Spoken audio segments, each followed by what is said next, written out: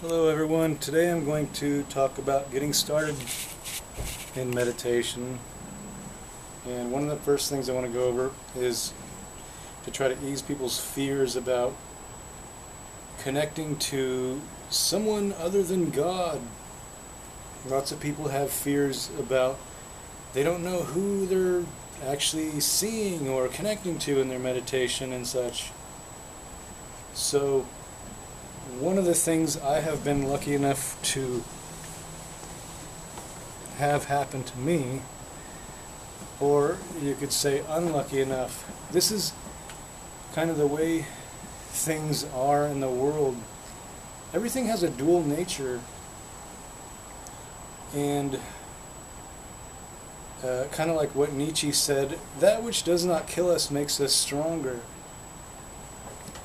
What this really means is that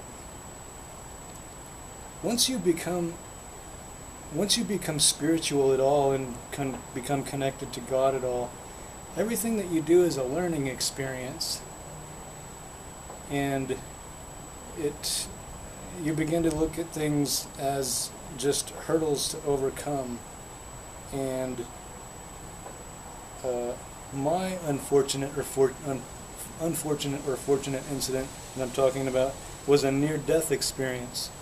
Now, I had an accident and I was unconscious for a little over an hour.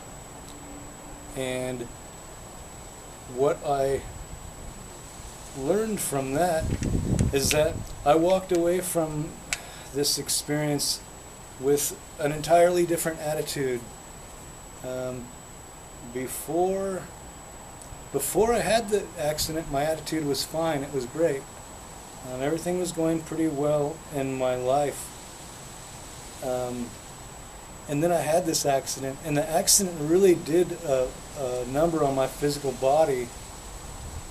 But even though my physical body was trashed for the most part, I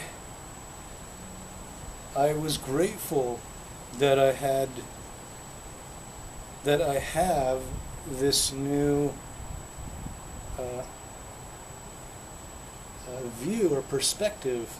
It's interesting how you don't know how your perspective changed at all, but you know that your perspective has changed completely, because you like, for the biggest thing is you have absolutely no fear of death. It's a strange thing. It's like you visited death, and it wouldn't be a big deal if you had to go back there now that you've kind of been there. And your attitude sort of changes, and I would say you get some sort of connection from God through this experience. It's probably different for everybody, but most people report that this loss of fear of death, and how you know meditation and these things are not some demon you're connecting to, is that when you have a near-death experience like this, you feel the same as you would after you had learned meditation here. So in my case, I had this accident and my perspective had changed completely, and I had never done meditation, like real transcendental meditation before. So I had kind of made a connection like people do in meditation through my near-death experience, and then later on I learned meditation, and the experience is the same. So this, to me, and not just to me, but other people seem to have the same feeling, this confirmation that what you feel when you die is the same as what you feel when you meditate. This, for the people that have experienced this, this is like a concrete conclusion that there's no way you could be wrong. because you kind of died once. You felt what that was like, and then you felt what meditation is like and what connecting to God's kingdom is like. And it's the same. So for us, there seems to be no question about this question. So I think people would do good to just forget about connecting to the wrong thing. As long as your intentions are correct and you're trying to do good and not bad or something, you're not going to connect to the wrong thing. And the way it seems to kind of work is in the material world, we're swayed by demonic forces or devil's forces and God's forces and the angels' forces. And there's, like it says about the end times in the Bible, it says Satan is helping man along a little bit to hurry himself along the path of destruction. Because if the path took too long, then the planet would be ruined. The whole experiment would be ruined, because the whole thing would fail before it's over. So with this help, it speeds things up, and man naturally comes to the conclusion that he would before, but he does it before the planet expires and other things expire to where the experiment would fail. So in this way too, the blessing is a curse and the curse is a blessing. Satan is in this strange way helping man through this test in a faster manner than otherwise it would fail. So even though Satan is a curse in all respects, they say, when you look at things like in the way of Tao, what goes up must come down. Everything has a purpose. And even though some things have a negative purpose, without them, you wouldn't have reality. You wouldn't have the world that we have. So even these negative things are necessary, and things that seem like a complete curse, like having an accident, can be a blessing in disguise too. That's what Nietzsche meant by we become stronger with no matter what we go through. Now, the main thing I want to start with about beginning meditation is, first you have to work on your attention. The classic way of working on attention is to somehow eliminate a thought when it arrives in your head. And after you get practiced and experienced making thoughts disappear as they arrive, you'll get better and better at it until your mind becomes quiet.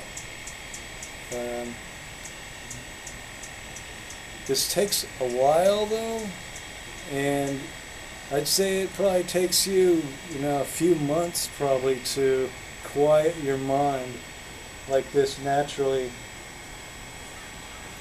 Fortunately, there's a way to cheat with this, because we have music and recordings that are repetitive and they won't bother your mind during meditation. And this is what a lot of people do. And this saves people a lot of time training your mind to be quiet. And instead of training your mind to be quiet, this is also the best thing to do, really, is to train your mind the right way to be quiet. But when you use music, you're kind of training your mind just to be occupied with something. but that that little bit of music that occupies your mind will just quiet it and keep it from just producing thoughts over and over. And generally, I say people should start with trying white noise or something similar to that that's got a range of frequencies but is like really generic. Like noises that you will go to sleep to are going to be good. Like sleep sounds will be good in the way that they're repetitive and they're not going to activate your mind with words or anything like that. But if it's too sleepy, then it will probably make you want to be tired and stuff. You don't want that. You want something that's upbeat enough to where your mind doesn't get tired and want to go to sleep and stuff. Now, what I usually use is some sort of bowl mix, like Tibetan bowls. There's lots of different types of sounds that they make, but in general, they usually have like low tone bowls and high tone bowls, and it's really good all the way around. I think most of these bowl mixes. That's usually what I go for. But also, it depends on what I'm trying to do too. Like I try to make the tone of the music match kind of what I'm trying to do. If I'm not trying to do anything in particular, I'll go with something pretty mellow. If I'm trying to do something really active, then I'll go with something more upbeat.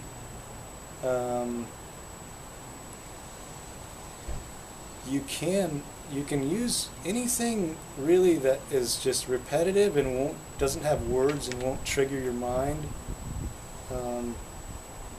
You can use upbeat stuff, low beat stuff. You can use almost anything, but it's got to be something that you're used to, and it's got to be something sort of monotonous and repetitive to where it doesn't activate your mind. And this will take care of a huge hurdle in quieting your mind for you.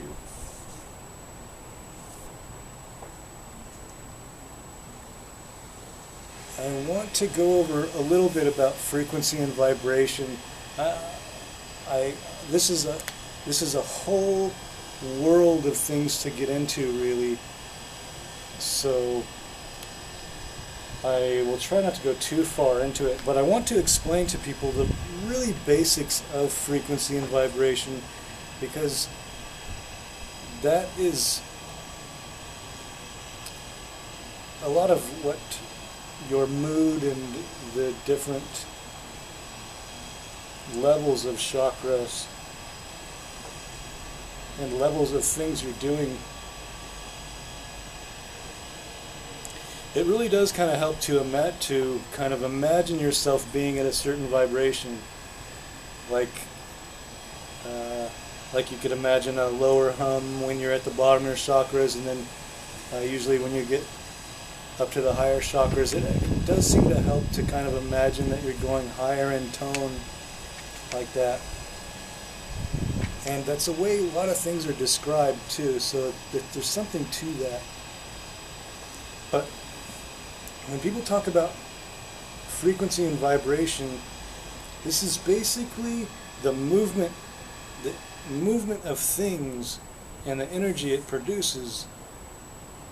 At the low end of the spectrum, you have like earthquakes that just shake. Earthquakes really don't shake that fast. It's a few hertz, a few times a second. When you get up to faster things, machines that spin at certain RPMs and such, they spin at 1,000 RPM or 10,000 RPM, or then you get up to 1,000 hertz.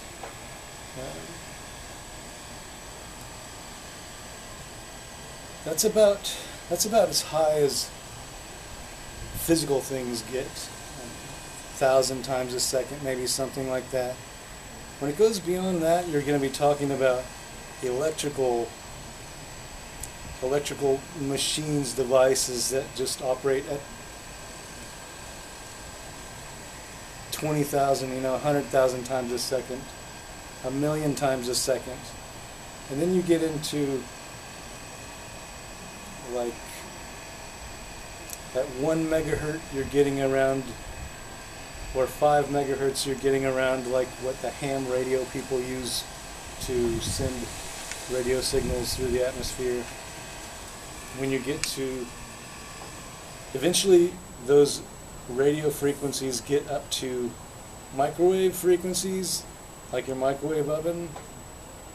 Then those electric frequencies get higher and you get into heat. Things just begin to emanate heat, glow. Then you get into the visible light, to where you're actually seeing the vibration as particles coming through. As these vibrations go up, then you get into the invisible X-rays and stuff, and really energetic particles. I would say this is good to keep in mind, because this is what the universe is based on. This is a big thing, a big part. Part of the universe is based on energy, and part of the universe is based on frequency too. And these, as you go through the frequencies, it goes through like from energetic particles down to light, down to heat, down to your microwave oven, down to just normal radios.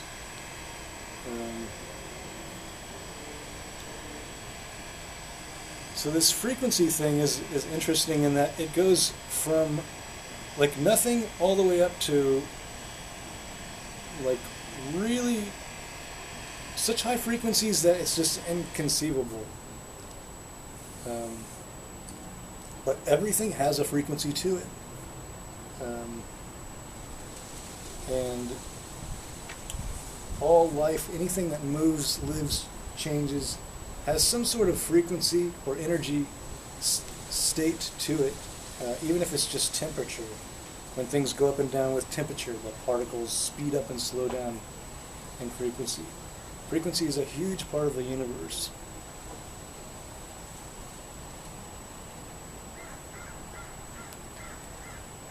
Okay, I want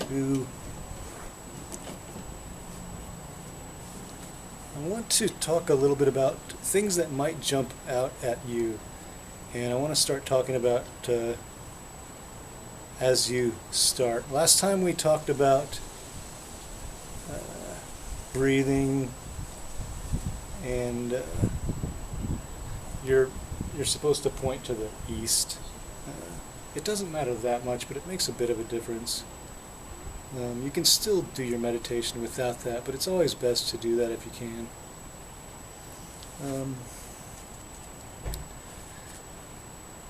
Now, when you start meditating and you start trying to find your chakras, first you're gonna get balanced to where you can relax and you won't fall over. And then you're going to start feeling around for your root chakra. And it's basically just what you're sitting on, more or less. Like all the stuff that you're sitting on, that your body is putting pressure on to support yourself, all that stuff down there, your root chakra is basically just the bottom of your spine, or right next to the bottom of your spine.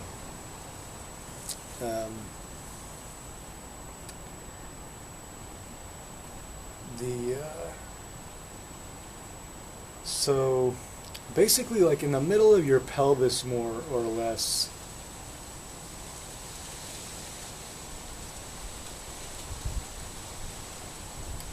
So I would say, feel your tailbone, and right in front of that is going to be your pelvis, And that's where you're going to feel the most feeling of something like connecting to what you're sitting on. And once you concentrate on this for a little while, you will feel it more and more. And you want to try to imagine this chakra is all about your roots. You want to try to feel your roots more or less, and think about your roots, where you come from, what that means. This is going to be different for everybody. Everybody is going to have different things to tackle. Your different lineages, as they go back, you may, like one of the things that I had trouble with was that some of my family is Native American, some of my family is Caucasian. So when I look to my roots, part of my family is Native, part of my family is the Caucasian people, and one of the dilemmas I had was these people killed each other. So it was a little bit difficult for me to confront that reality of my past and my ancestors and my roots and such.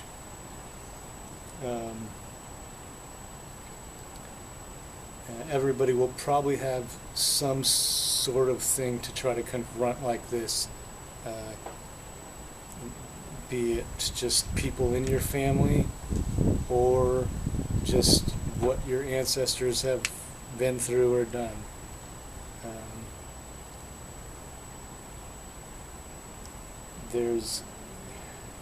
There's usually not too much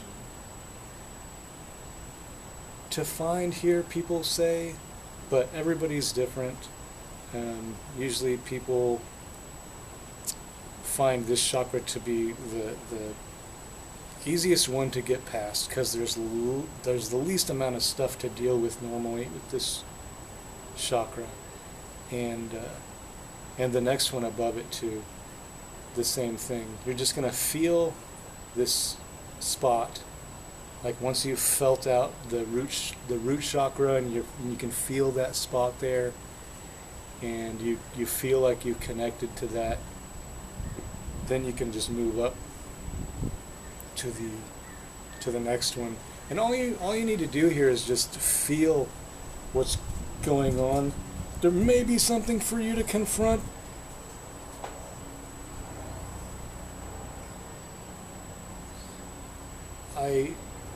I didn't have to confront much here. Most people report not having to confront much here. This seems to be more of a test or a hurdle for people to just experience and move on. And they say you want to be careful not to get stuck here, because some people will find it pleasurable enough to stay here, and that's not what you want to do. You want to move on to the next chakra, the heart chakra, as soon as you can.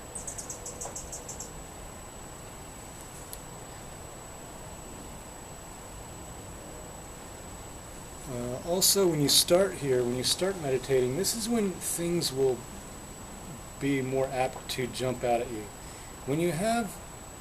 Everyone will have some kind of skeletons in the closet to deal with.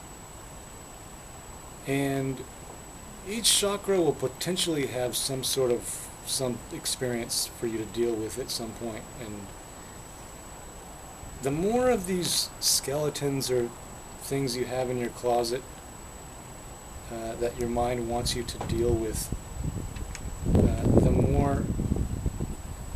the more things will try to jump out at you.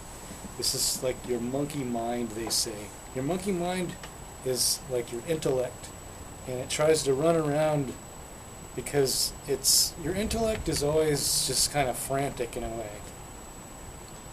And it's always trying to run around and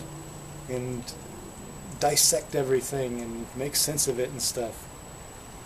And your monkey will often be in there not comfortable and running around and trying to dice up what it can't make sense of and to try to make sense of it. But the thing is that the intellect cannot really make sense of everything. The intellect is only good for certain things. When it comes to meditation, period, your intellect is mostly useless. You're not going to be using it a whole lot. It's kind of weird. It's kind of like it gets put on a shelf as this monkey mind, and it runs amok. It tries to run amok, and it's your goal in your meditation to keep that under control. And this is what you'll have meditation descriptions talk about: manifesting hands.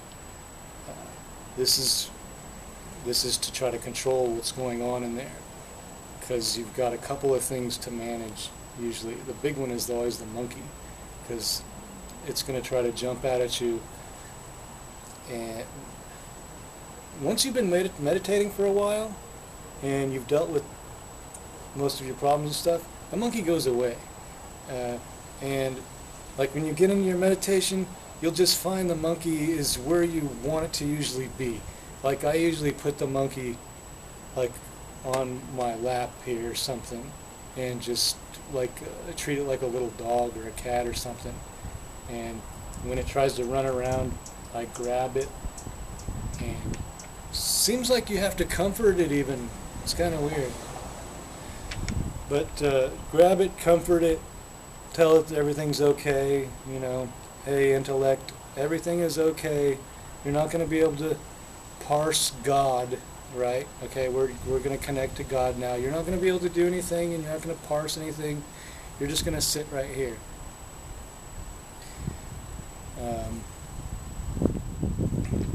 The other thing that you have to sort of manage is the default view is like this big mirror sort of blob or something like in front of you.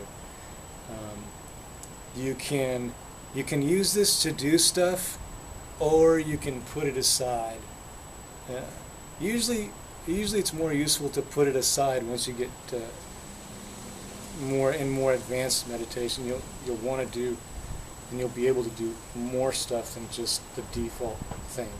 And when you get to the more advanced stuff, you'll be putting the monkey aside, you'll be putting the blob aside, and you'll be doing other stuff.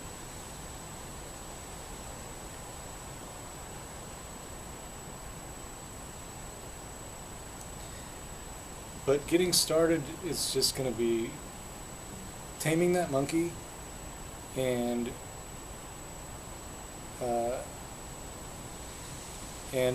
you know, manifesting your hands and practicing a little bit with that stuff.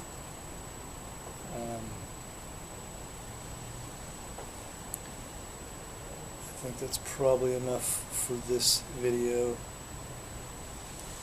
Thanks for watching.